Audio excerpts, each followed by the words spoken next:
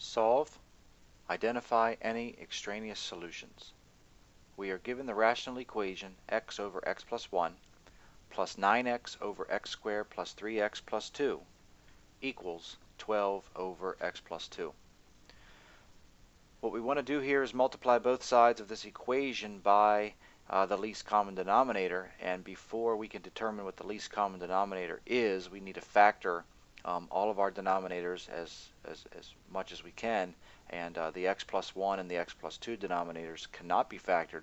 However, our denominator in the middle, x squared plus 3x plus 2, can be factored as x plus 2 times x plus 1. So now we can compare all of the individual factors, and we see that the least common denominator will be x plus 1 times x plus 2. So we are going to multiply both sides of this equation, both the left side and the right side of this equation, by the least common denominator, which we just found out as being x plus 2 times x plus 1. X plus 2 times x plus 1. So we're going to go ahead and multiply both sides by the least common denominator. We will need to use the distributive property on on the left side and not on the right side.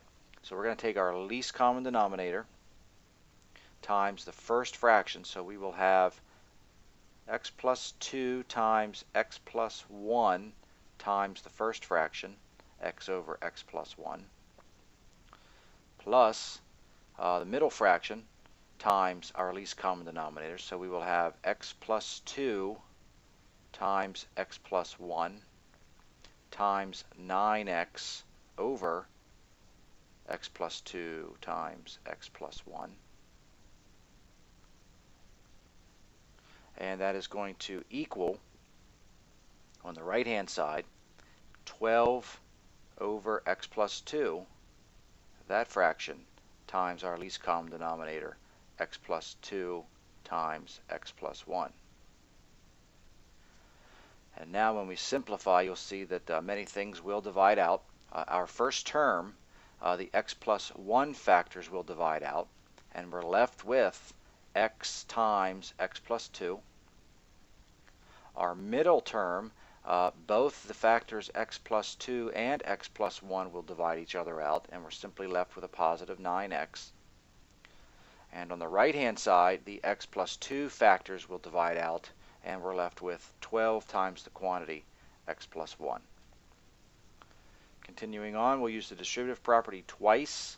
X times x plus 2 gives us x squared plus 2x plus our 9x equals 12x plus 12. I notice I'm going to end up with a quadratic equation. Therefore, I want to eventually get everything to one side, 0 on the other side. Let's combine some like terms. We have x squared, 2x and 9x give me positive 11x, and then we have the right-hand side. So let's go ahead and get our 0 on the right-hand side. I'm going to leave the x squared where it's at. Subtract 12x from both sides gives us negative x on the left, and I'm going to bring the positive 12 to the left-hand side, making a negative 12 on the left-hand side. So we have our 0.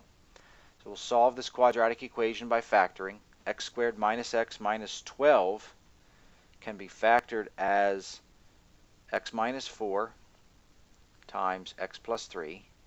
So we have that equal to 0. Now we use our 0 product property.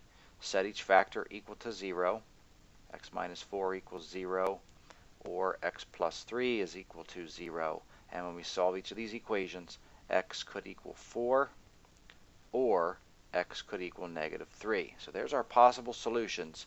So we need to go back up to the original original equation, to see if any of these are going to cause our denominator to equal 0.